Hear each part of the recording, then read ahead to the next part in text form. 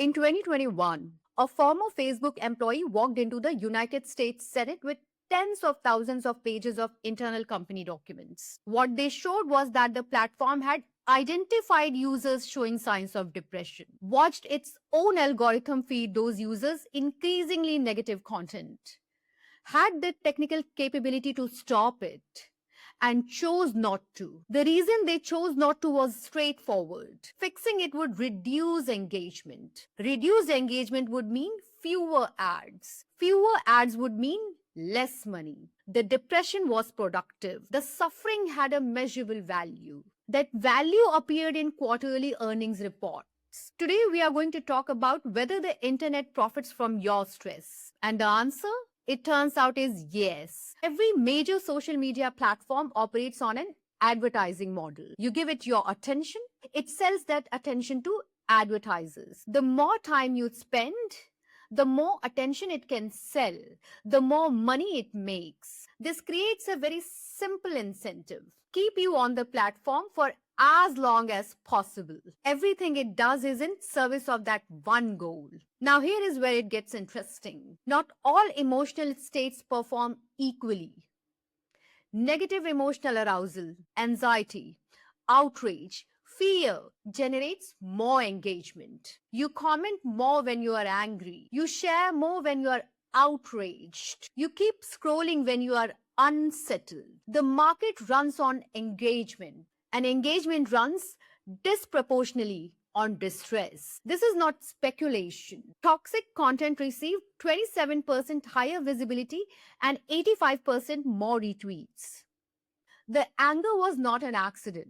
It was being amplified. People are more likely to engage with content that upsets them. The post that makes you furious performs better than the one you agree with. Morally charged posts deliver 63% more engagement. And here is the key point. The algorithm is not showing you what you want to see. It is showing you what you will react to. Those are not the same thing. And the gap between them is where the revenue is generated. This is the most important part. Facebook identified users showing early signs of depression. They tracked what the algorithm was doing. They found it was making them worse. The more distressed the user became, the more the algorithm fed the distress. They proposed a fix. Leadership declined. Why? Because fixing it would reduce time spent. Less time meant less engagement. Less engagement meant less revenue. The proposal was dropped. Hogan said it plainly. Facebook makes more money when you consume more content. People engage more with things that produce an emotional reaction. More anger leads to more interaction. More interaction leads to more consumption. Nobody was malevolent. The incentives were misaligned. And at this scale, misalignment becomes policy. The platform is not the only one producing anxiety. It has recruited its own users to do it. Outrage performs as well as inspiration, often better. This makes distress financially rational. Creators are responding to a clear economic signal. The content that pays best is the content that generates the strongest reaction. And the strongest reactions come from anxiety, anger, unease. The platform has outsourced anxiety production. It has turned ordinary people into anxiety manufacturers, not by force, by incentive. Here is the contradiction. The same system that produces anxiety also sells you relief from it. Instagram generates the distress. Calm charges you to manage it. Both are growing. Both are profitable. Both depend on anxiety existing at scale. You are not being offered a way out. You are being offered a more comfortable position within it. The cause and the cure are part of the same system. Let's put it together. Anxiety drives attention.